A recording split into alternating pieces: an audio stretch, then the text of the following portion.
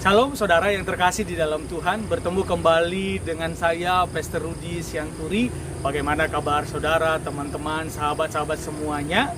Dari tempat ini saya menyapa buat kita, damai sejahtera Tuhan senantiasa ada buat kita.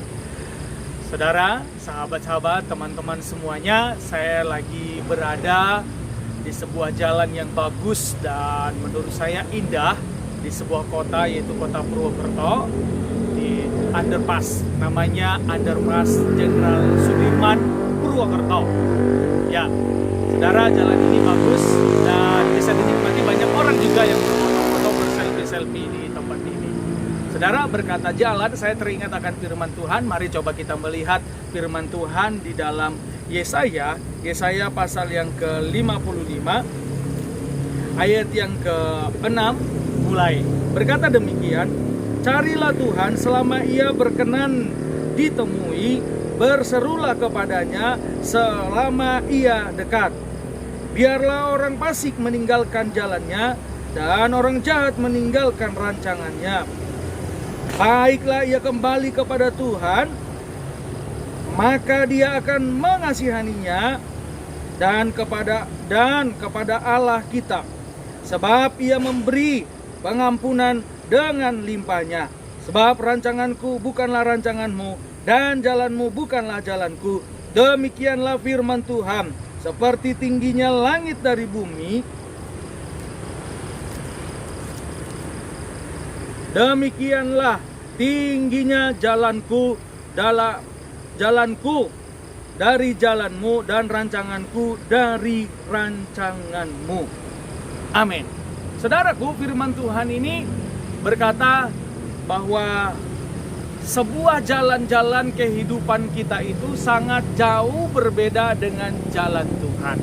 Nah, dan dikatakan firman Tuhan dari yang kita baca ini sangat luar biasa saudaraku.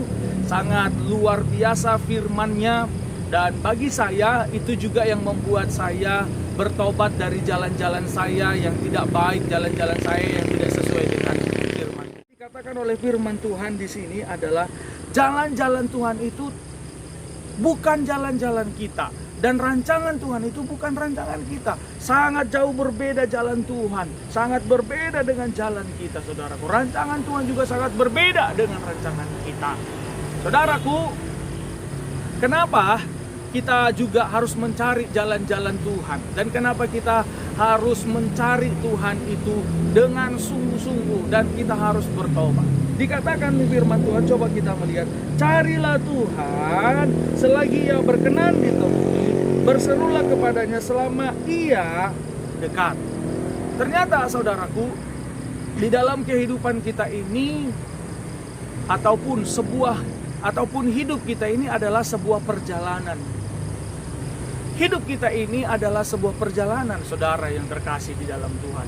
Oleh karena itu, saudaraku yang terkasih, mari di dalam menjalani hidup kita ini ada banyak jalan-jalan yang harus kita lalui.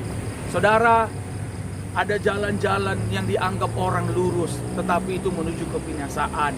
Ada jalan-jalan yang dilakukan oleh kejahatan. Ada jalan-jalan yang dilakukan kompromi-kompromi dengan dunia ini.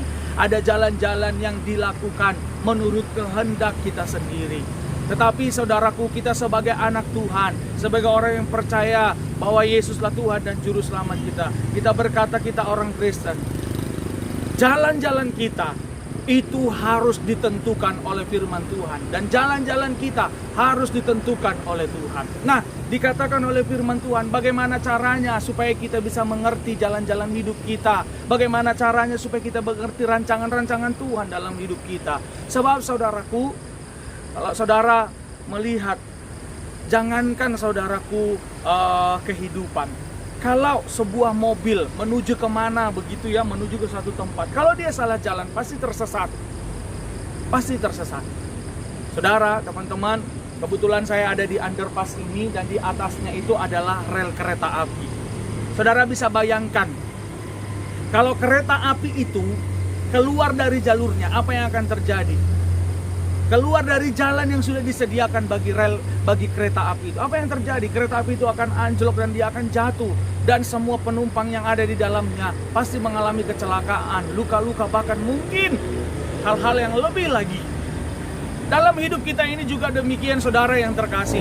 Ada jalan-jalan dalam hidup kita ini yang seharusnya bukan jalan-jalan kita, tapi ada jalan-jalan yang Tuhan sudah sediakan kepada kita. Jikalau kita salah jalan menjalani hidup ini, jikalau kita salah jalan atau tersesat, maka yang terjadi apa, saudaraku? Apa yang terjadi? Kita bisa jadi saudara tersesat, bahkan mungkin kita bisa jadi kecelakaan, tercerai-berai, ataupun rancangan-rancangan Tuhan tidak jadi dalam hidup kita.